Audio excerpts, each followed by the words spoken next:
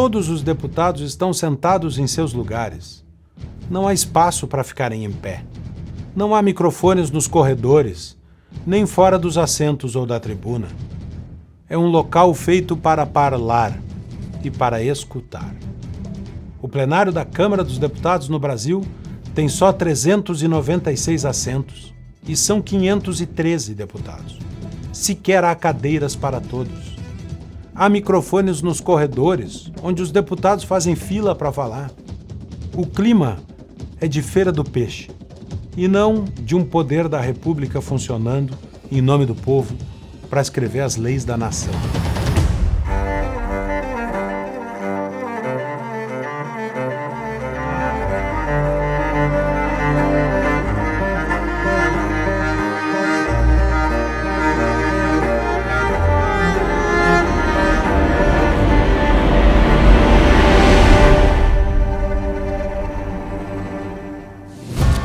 Povo sem parlamento é povo escravo. Está escrito na pedra, na entrada da Assembleia Legislativa do Rio Grande do Sul. Alguns dizem que a frase foi dita por Bento Gonçalves, antes da criação das Assembleias Provinciais, ainda no Império. Outros, que é uma lembrança do período em que Getúlio Vargas fechou as Assembleias Legislativas dos Estados. Não importa. O que importa é que os ideais de liberdade política, de soberania, de democracia, residem principalmente nos parlamentos. E isso nos provoca uma reflexão sobre o Congresso Nacional Brasileiro nessa quadra histórica em que vivemos. Diante da fraqueza do parlamento, os demais poderes crescem, tomam-lhe funções, subtraem-lhe prerrogativas e o país se distancia da liberdade. É o que testemunhamos. Bradamos, então, pela retomada da dignidade do Congresso Nacional, pela altivez de suas lideranças, por providências dos presidentes da Câmara e do Senado. Mas será que essa resposta virá, considerando-se o que se tornou o Congresso? A ideia que nós temos hoje de um Congresso Nacional nasceu na Inglaterra medieval, em 1295. O rei Eduardo I, ao anunciar a convocação, escreveu: "O que toca a todos deve ser decidido por todos." Convocou 2 burgueses de cada burgo, 2 cidadãos de cada cidade e representantes do clero e da nobreza. Assim nasceu a chamada Câmara dos Comuns, que reunia os representantes eleitos das cidades, e a Câmara dos Lordes, com o clero e a nobreza. Essa segunda daria origem ao que hoje nas repúblicas modernas são os senados. "Mandem-me 2 de seus melhores", é a frase que se espalhou pela Inglaterra, simbolizando o chamado do rei. Cada distrito, por assim dizer, escolhia os seus representantes. É assim até hoje na Inglaterra e nos Estados Unidos. Cada distrito promove uma eleição e quem vencer representa aquela área. É o chamado voto distrital. Já a nossa Câmara dos Deputados não é eleita assim. Ela é eleita pelo sistema proporcional.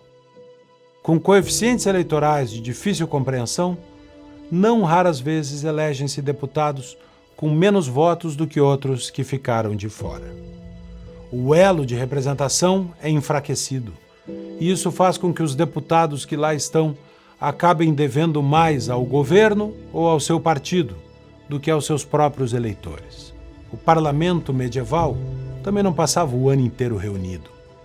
Ele era convocado, eleito, se reunia, decidia e era desfeito. Os membros voltavam ao seu trabalho, à sua vida ordinária. Não eram remunerados para estar reunidos. O incentivo era para votar o que precisava ser votado e depois voltar para casa. O custo da perda de tempo era alto, ao contrário dos nossos dias.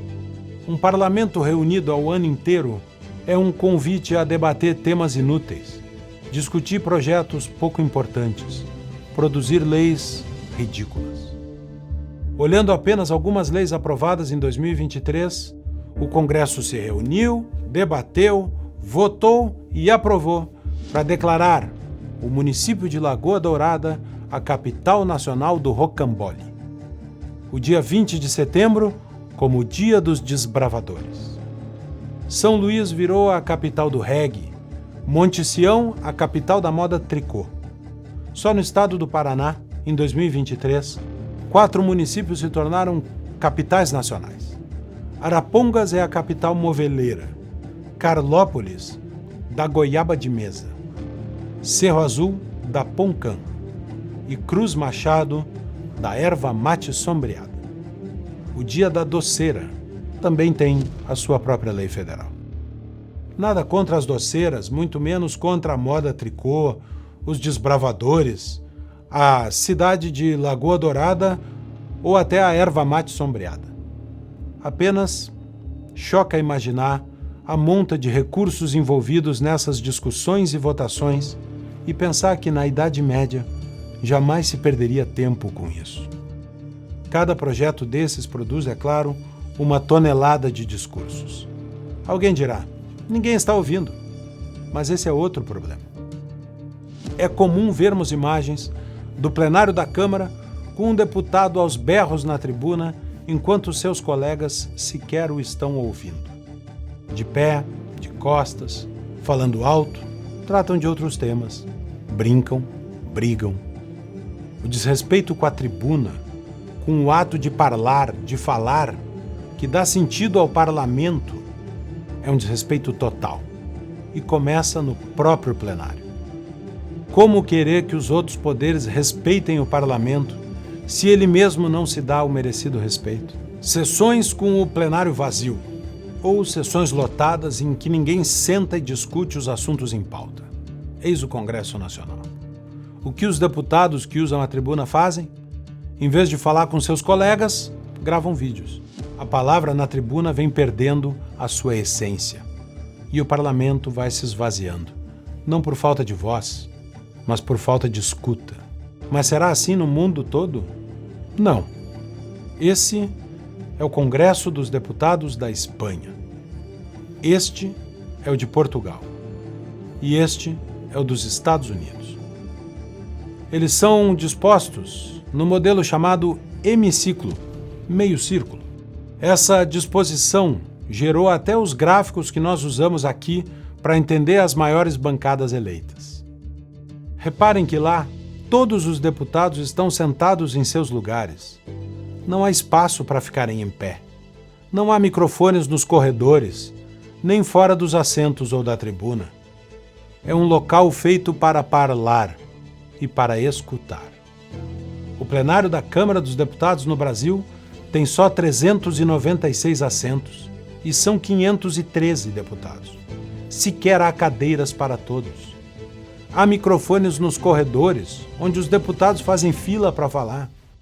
O clima é de feira do peixe, e não de um poder da República funcionando em nome do povo para escrever as leis da nação. E na Inglaterra, onde esse sistema teve origem? Lá, a Câmara dos Comuns, ao contrário da maioria da Europa, não é um hemiciclo, e sim uma disposição confrontacional. Oposição e governo olham-se frente a frente, separados pela mesa onde os projetos em discussão ficam expostos. Era assim em 1793, em 1833, e é assim ainda hoje. 2 linhas vermelhas à frente dos bancos lembram sutilmente aos deputados que não devem se exaltar em direção à bancada oposta. A distância entre as linhas tem exatamente a medida de 2 espadas. O simbolismo carrega em si um ensinamento para as gerações futuras de parlamentares. Este é o espaço da oposição pela palavra, pelo argumento. Este é o templo da democracia, arduamente conquistada, com muito sangue derramado ao longo dos séculos pelos ingleses. Que lição tirarão as novas gerações da dinâmica do plenário do nosso Congresso? Quando o Palácio de Westminster foi bombardeado na Segunda Guerra Mundial, coube a Winston Churchill definir se na reconstrução se manteria o desenho original do parlamento inglês ou se adotaria outra disposição. Churchill disse que aquele modelo tinha inclusive fortalecido o bipartidarismo britânico e a cultura parlamentar do país. Ele disse: nós moldamos nossos edifícios e depois eles nos moldam. Ninguém diria, melhor do que ele, que a arquitetura também faz parte da cultura e induz comportamento. O modernismo do Congresso Nacional, como o de Brasília, tem também consequências. O eixo monumental não tem bustos dos heróis da pátria, não tem memoriais, salvo o de Juscelino. Tem uma antena de TV. A arquitetura de Brasília não nos convida a um passeio pela história do país, não comunica valores a serem preservados e cultivados. O plenário da Câmara e do Senado, idem. Com sua disposição de sala de aula, parece incitar o comportamento juvenil, a desordem reinante quando o professor está ausente. A Inglaterra produziu a doutrina da soberania do parlamento. O Brasil vê seu Congresso cada vez mais diminuído.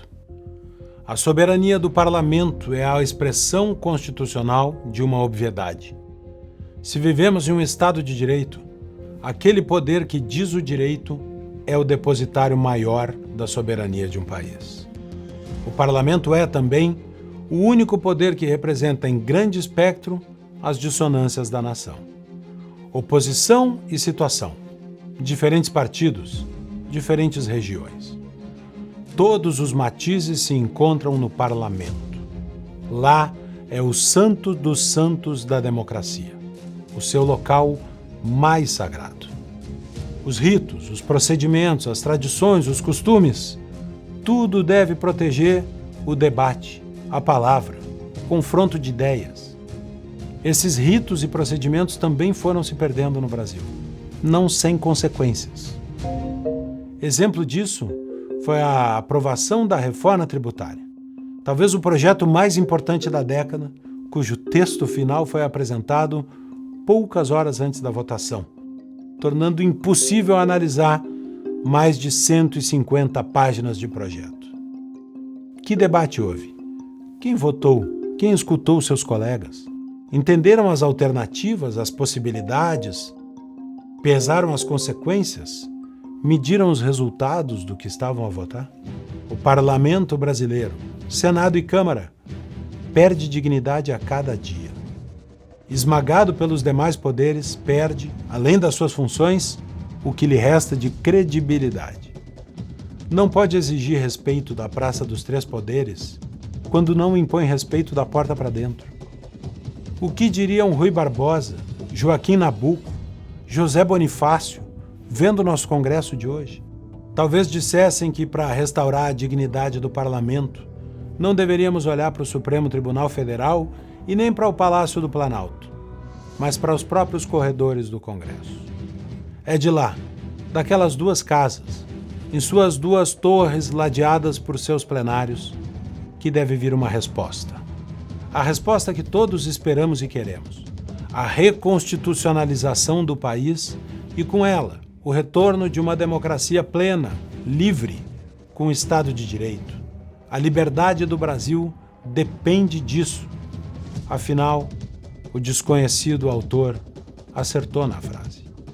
Povo sem parlamento é povo escravo.